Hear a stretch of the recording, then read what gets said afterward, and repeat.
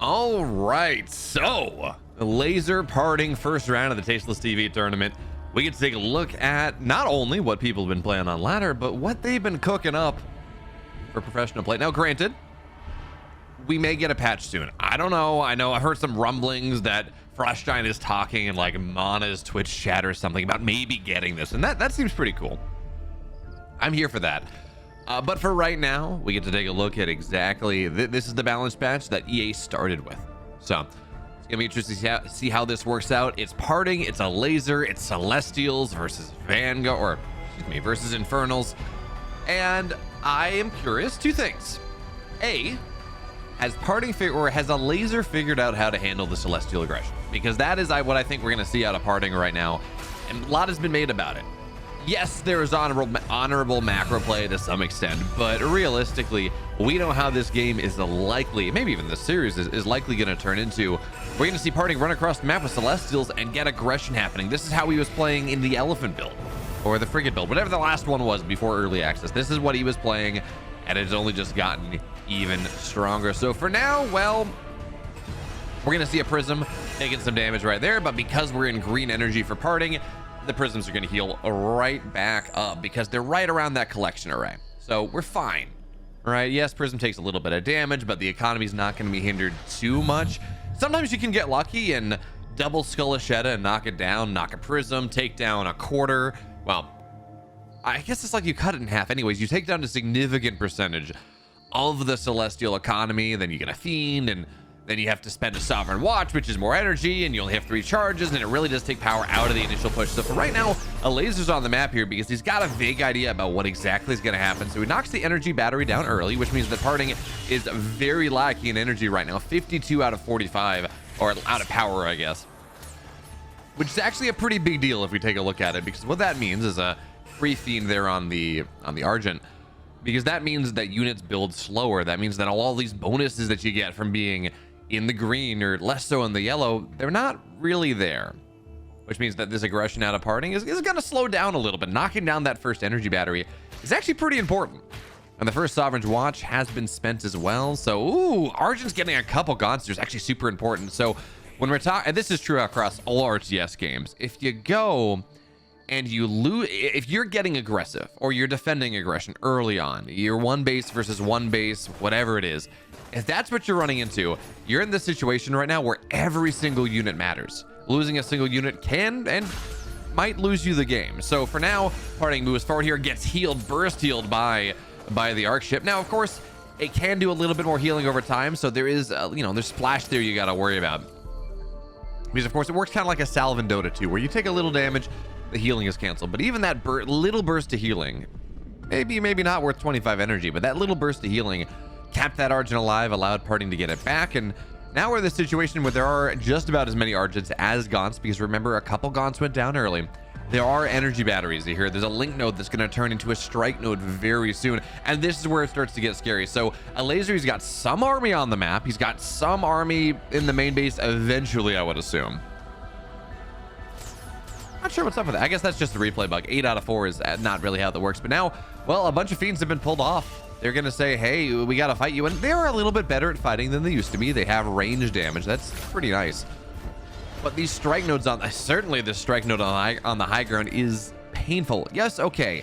So we're going to see some Hellspawn Resurgence go down. That does mean that some of that, theoretically, there's a little bit more production here. But Elazer, he's got a ton of Therium, 180. He was mining 50-50 on Therium, on Luminite, trying to make sure that he can get as much as possible. But unfortunately, the man, he doesn't have a lot of Luminite, and there we go, he's dead. The pressure works too strong.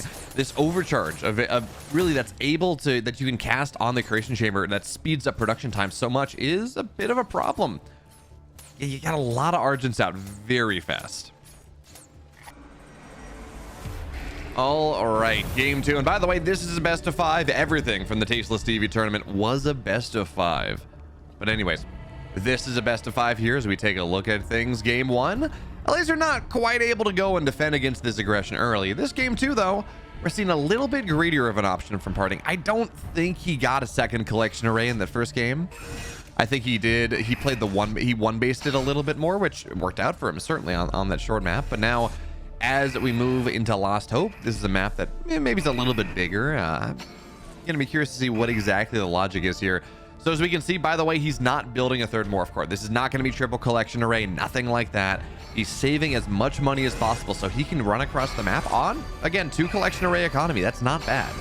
But so he can run across the maps, slap down collection array, energy battery, and a strike node just about as quickly as, well, I guess a couple energy batteries. Strike node comes a little bit later because, well, the link node can't turn into a strike node before the collection array is done. But, well, Parting, of course, he's got his first one on the way here in the natch or in the main base already. And what this does, by the way, on top of getting your collection array out early, which means you can get strike node, or you can get link nodes and strike nodes out just that little bit faster. The other thing that it does is these creeps are going to shut down that skull.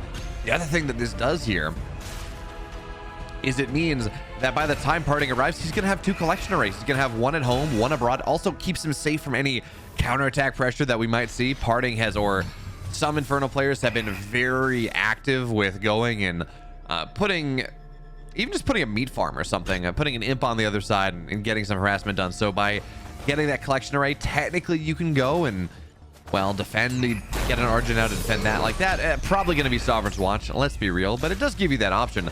As now Elazer goes down the ramp, he really needs to prevent this cascading motion forward from happening. The moment it starts to go to high ground more and more, the more painful it gets. So for now, there's going to be a Shroud Stone on the high ground. It's not going to take too much damage to start, theoretically. Also, we should point out that Parting is overtapped on energy once again because Elazer's doing such a nice job on knocking these energy batteries down. So, that is nice. It does mean that Parting's not building as quickly as he would like, because I think it's if you're green, it's a 50% boost. If you're red, there's just no boost. So, or maybe 50% slower, whatever it is, however you want to look at it. What it means here is that Parting is not able to build as quickly, which means that there's a little bit of a slowdown in his production. Yes, he's boosted one of them, but he has not boosted both. So for now, this is what we're looking at here. We got a Shroud Stone, we got a couple Gaunts. Elazer, he's not mining nearly as much there. Oh, and I guess he's on 7 and 8, but he's going into Plague Axes really quickly, which if he pulls it off, could be really interesting, because what that means is damage sticks a little bit more. He can whittle away these Argents over time, make something happen. Now these Argents might be a little bit stuck. They do have that burst damage available, but the link node gets dropped just for Sovereign's Watch. Imps have to be pulled away from it, and this is where things get scary, because Sovereign's Watch lasts forever. That means that by the time that Sovereign's Watch is done, the link node is just about going to be a strike node. So yeah, these are problems. Elazer losing these Gaunts as they show up. The Sovereign's Watch again is just, it's annoying. It's enough damage that it forces things back. The more it fights, the more damage it does, right? So it does charge up like a Void Ray Blast used to, or something like that. Maybe, I don't know. Is there a better equivalent? Probably just old Void Ray. But anyways, I think we're at this point once again. Elazer tried to rush Plague Axes to find some answer to this. There's no answer to this. There is an Arc Ship in the main base. There are a bunch of Argents. Some of them are low. They are infesting now. Hey, okay, there we go. Some infest, and again, we're seeing also the tick damage here, as useful as it is. But there's a strike node on the low ground. You gotta clear all these Argents out. The strike nodes do a lot of damage. 2 of them are available, firing even faster. And yeah, this is really hard. The damage is just not there anymore. Elazer, yes, he's got Plague Axes, but that meant that he was only on single Conclave. That meant that he only had less Argents than he otherwise would have liked to. Parting does it once again. The build is really strong. All right, now we're into game number 3. And again, if you want this, if you want Stormgate 5 days a week, if you want a $2,000 tournament coming up at the end of the month, qualifiers for that are going to happen. A bunch of fun stuff. You should go sub to this YouTube channel. You should go follow me on Twitch, because, well, Twitch is where the tournament's going to be broadcast, on YouTube as well. And again, 5 days a week, you're going to get that Stormgate content. So go do that. It helps out quite a bit. But for now, we're looking at Isledge Red. This map 3, I've talked about it a little bit. This is a map that has undergone some changes compared to the last build. There's more of a focus on the center of the map with these creep camps. That can be pretty useful. And what this does also is this allows Parting. This build is probably even stronger on this map than it was on, say, on Lost Hope, maybe, or something like that. Because what you can do is you can put your collection array inside of the creep camp. And what that means is that if your opponent kind of gets around, if Elazer does what he did in game number 1, where he gets around Parting and starts to get some damage done, what this means is that he is not going to be able to get on top of that collection array all that easily, because the attacking units nearby are going to aggro the creeps on top of them, which then again is going to mean is he's going to dodge these. Well, okay, he doesn't quite dodge the dashes. In fact, loses the Skull of Shedda too. Micro's not quite there for Elazer right now. But anyway, as we take a look at what's happening here, this also means, again, that you have free creep camps when you want it, but more importantly, the creeps are very much puppy guarding exactly what's going to happen. So this brute is, oh, well, there we go. Gonna get split off eventually, I would assume. You got 3 fiends. But now, can you stop this? Because this is what we're all building up to. 5 minutes from now or so, maybe even a little bit less, Elazer is going to have his back against the ropes. There's all this link node pressure, everything like that. This is, by the way, Elazer's one basing. He went Vault this time. He did not go Conclave. He said, okay, no, the answer here is maybe a lot of brutes.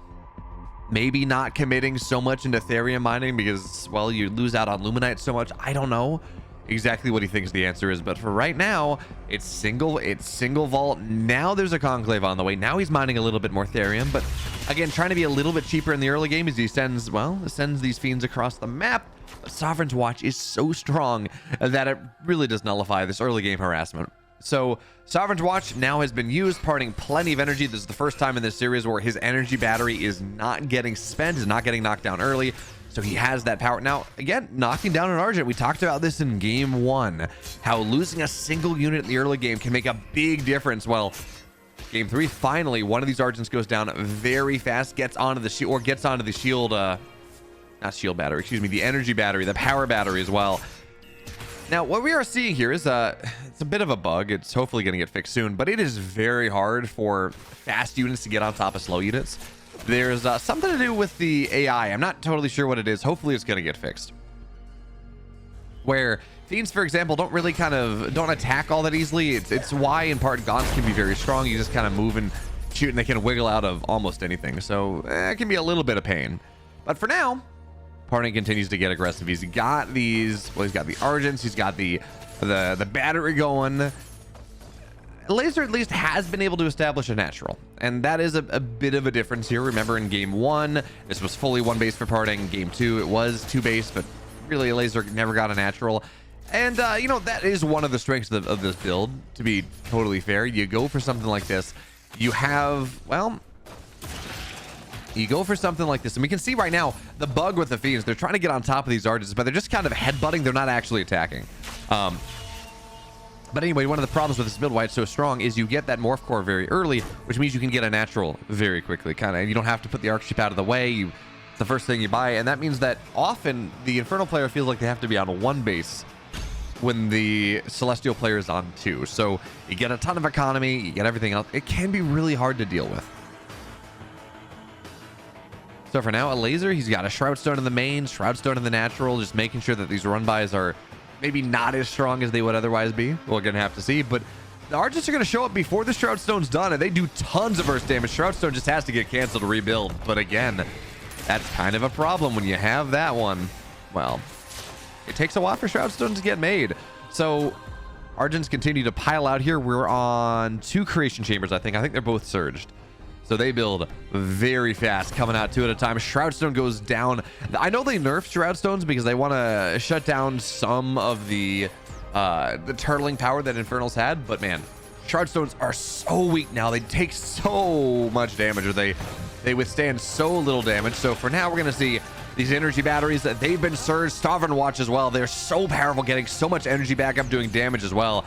And the Gaunt counts are lower than the Argent counts. Parting, he's got better supply. He's got a better army because of it. He's got this static defense. That means that, yeah, there's nowhere for Elazer to go. He's going to lose this game. This series is 3-0. Luckily for him, this is only the first matchup of the entirety of the Tasteless TV Invitational. So it's going to be interesting to see how he evolves his playstyle, whether as he plays Celestials later into this tournament, if that's going to be enough, if he can find an answer to this. But for right now, Parting looks very strong. And this build looks very strong.